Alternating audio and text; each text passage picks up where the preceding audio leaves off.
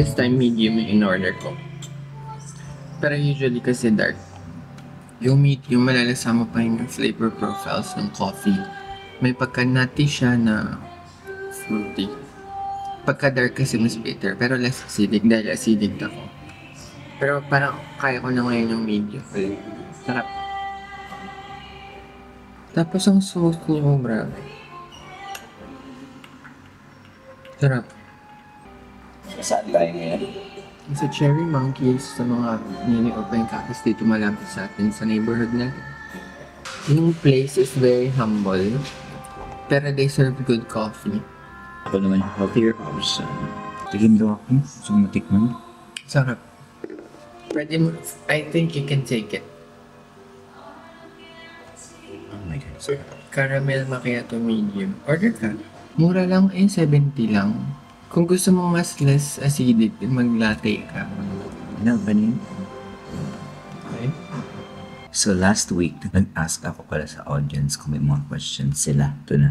Are you ready? Hindi ko alam ang mga questions. How are you both in your relationship? Sabi ni Tubig na Aqua. It's a very big question. Let's reduce the answer to one word. Tanong, sagutin mo yan in one word.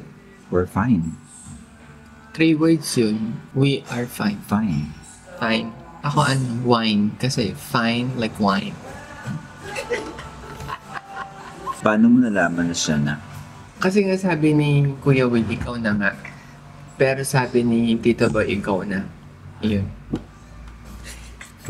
Naniwala ka sa kanila. Ito yung out-week na question, guys. Anong camera po yung gamit nyo? Love your photos, stories, at paano kayo natutong mag-hide? Kung nagka-subscribe sila sa YouTube natin, di na nila yung kailangan tanungin. But we're using the Fujifilm SS20, guys. Subscribe lang po kayo sa YouTube namin. Andun yung complete details ng camera na gamit namin and the lens na gamit namin. From Eric Gonzalez, what's your favorite song? My favorite song as of now is yung And I don't want the world to see. Ako, I Will Be by Christina Aguilera. Hello po, under agency po ba kayo nung nag-apply kayo dyan as a teacher? Actually, nag-offer sa akin yung agency, IMG, kasi hindi kita tinanggap. Wilhelmina din nag-offer. Pero yung bandang dulo, tinanggap ko na yung offer ni Mr. M sa Star Magic. So, yun. Ikaw, GMA Artist Center ka ba? Yes. Ayun. Pero hindi po kami under agency, directly hired po kami from the school. Any future plans regarding marriage or maybe buying your own house in Thailand? Sabi nga ni Beyonce, if you want it, then you should put a ring on it. So, I'm just waiting. Maybe buying your own house in Thailand ba daw? It's hard kasi nga yung ownership ng foreigners, yung laws about that, complicated. And most importantly, wala namang pambili. Yun ang sagot. Biggest challenge in Thailand? Biggest challenge ko yung hininga mo. Umayos ka naman. Yung biggest challenge sa Thailand actually is yung ang battle ng contentment and non-contentment. Kasi it's so easy to get lost in the comfort and convenience of things. Sometimes, if you're too much in it, parang it's hard not to think na it's complacency. And complacency is not a good thing. So, you need to find a sweet spot between feeling content, but at the same time, trying to improve yourself, trying to improve your life. Career. Yeah. And ang biggest challenge. Ay! Bakit? Alam ko kung saan maganda pumunta ngayon. Sa Jingjay.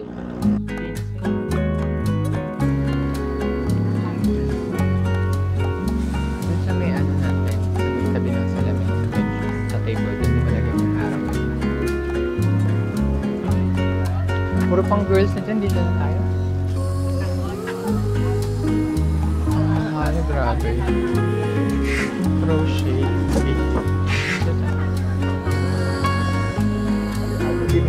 Ay, ang cute.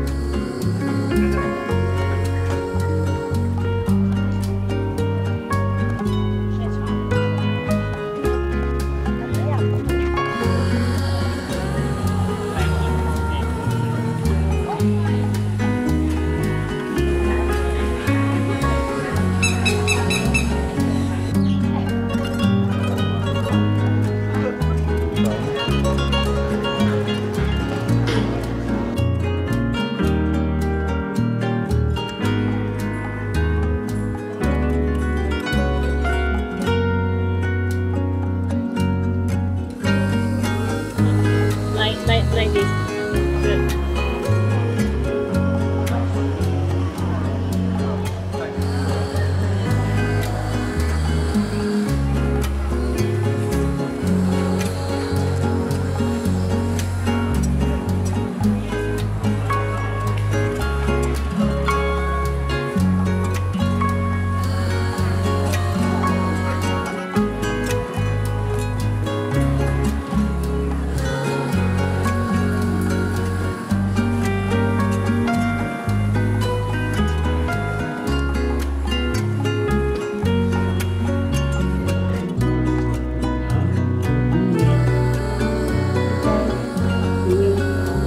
Right now, we are here at Jingjai Market. Mga ano to, locally sourced yung mga tinitinda nila dito. Very focused on local textile. So it's more on the pricey side kasi locally produced and sourced. Tsaka parang specialty brand sila. Hindi mo sila makakita anywhere else. Very unique yung mga binibenta. Tapos meron din silang food and snack section na I believe mostly are organic. If you have the time and the budget, magandang mag-explore here.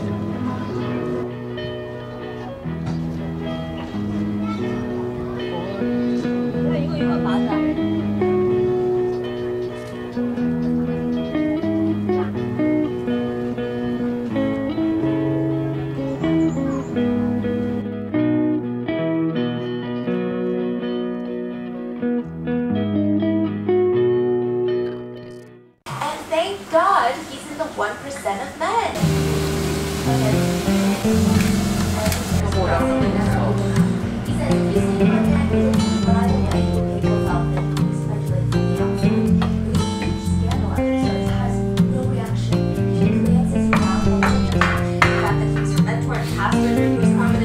It was pretty out in the open. It didn't seem like it was trying to hide it. Allison said James after church, and he says, and forceful. I influence people that are outgoing and enthusiastic.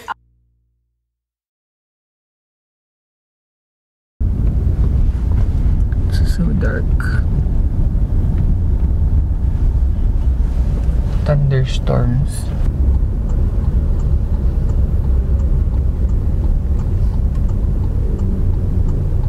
So we're sitting here in traffic. Actually, yung pupuntahan namin 5 minutes walk lang, pero nag-grab taxi kami para posh. Because I love posh spice.